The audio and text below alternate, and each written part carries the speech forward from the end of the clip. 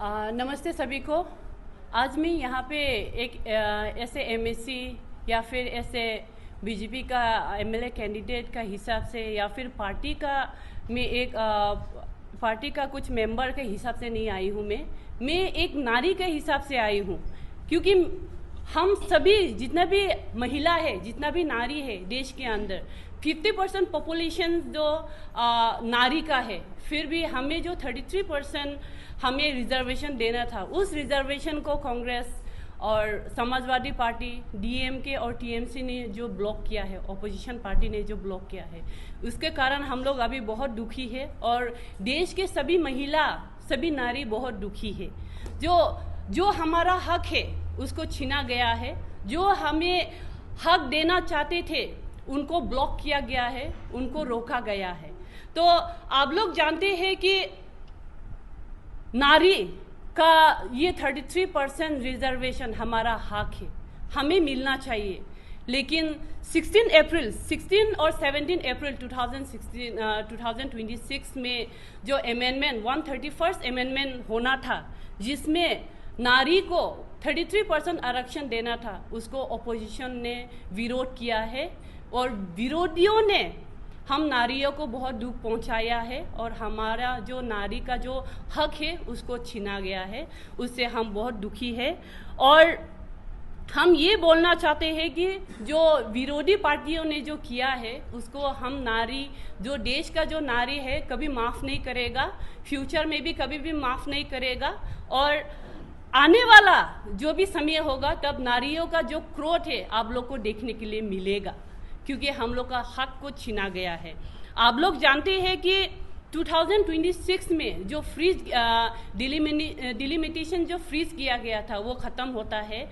तो 2026 में का बाद ही हम लोग को डिलिमिटेशन होना था। 2029 में जो जनरल इलेक्शन होगा उसमें नारियों को 33% रिजर्वेशन मिलना था। लेकिन जो हम आशा करके एक उम्मीद लेके जो बैठे थे, देश का नारी जो एक उम्मीद से बैठे थे कि हमें रिजर्वेशन मिलेगा, लेकिन ये विरोधियों पार्टी के कारण हमें ये उम्मीद भी हम लोग खो दिए हैं। हम लोग बहुत दुखी है इसके कारण।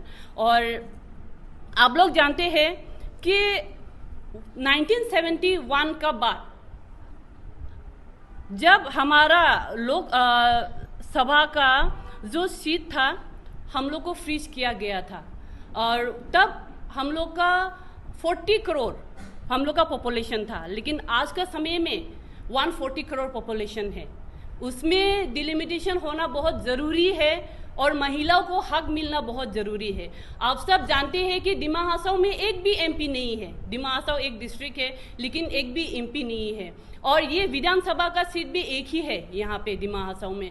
हमें दिमा हासाओ का वासियों को भी एक उम्मीद था कि ये डिलिमिटेशन होने के बाद दिमा हासाओ में भी एमपी मिलेगा और विधानसभा का जो एमएलए का सीट वो भी बढ़ेगा, लेकिन इस उम्मीद को ऑपोजिशन पार्टी ने तोड़ दिया है। ऑपोजिशन पार्टी बोलते हैं कि 2023 में ये महिला जो आरक्षण बिल है ये पास किया है, फिर अभी क्यों बोल के, लेकिन वो लोग नहीं जानते हैं क्या, नहीं पढ़ा है क्या। 2023 में जो आरक्षण जो महिलाओं के लिए 33% जो बिल पास हुआ है वो इम्प्लीमेंट नहीं हुआ है। इसका इम्प्लीमेंटेशन का सीधा हम लोग का तार जोड़ता है इससे कि ये 2026 के बाद जो सेंसस होगा और जो डिलिमिटेशन होगा उससे पूरा जोड़ा गया था। डिलिमिटेशन होने के बाद ही हम लोग को नारियों को 33% रिजर्वेशन मिलना है बोल के। तो उन लोग को पता था कि ये डिलिमिटेशन होना है, उन लोग को पता था कि सेंसस होना है, लेकिन सेंसस तो 2026 के बाद होगा। तो 2026 के बाद 2027 में सेंसस होता और सेंसस होने के बाद आप लोग मालूम है सेंसस होने के लिए हम लोग 2-3 साल लग जाएगा। सेंसस होने के बाद अगर डिलिमिटेशन होता ये बिल पास करने के लिए तो 2029 में हम लोग को ये रिजर्वेशन नहीं मिलता।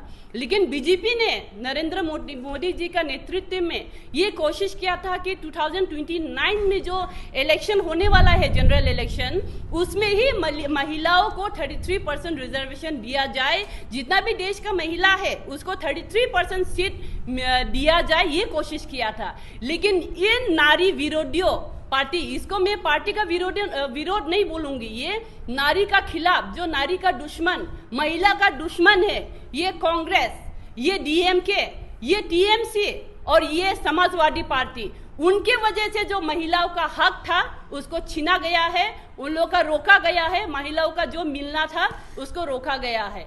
जो महिलाएं एक उम्मीद लेके जो बैठे थे उसको तोड़ दिया है, वो सपना को तोड़ दिया है कि हम महिलाएं भी पुरुषों के बराबर, मेल जितना भी है उनके बराबर हम भी असेंबली में जा सकेंगे, हम भी पार्लियामेंट में जा सकेंगे। ये सोच के जो बैठे थे महिला, उन सभी का सपना को तोड़ा है, उन सभी का सपना को चूर चूर कर दिया है। तो इसके विरोध में आज हम प्रेस मीट किया है, अपना दुख जताने के लिए, अपना दुख को आप सभी के सामने बयान करने के लिए। तो ज़्यादा नहीं बोल के मेरा बात यही समाप्त करती हूँ। Thank you जुठाई।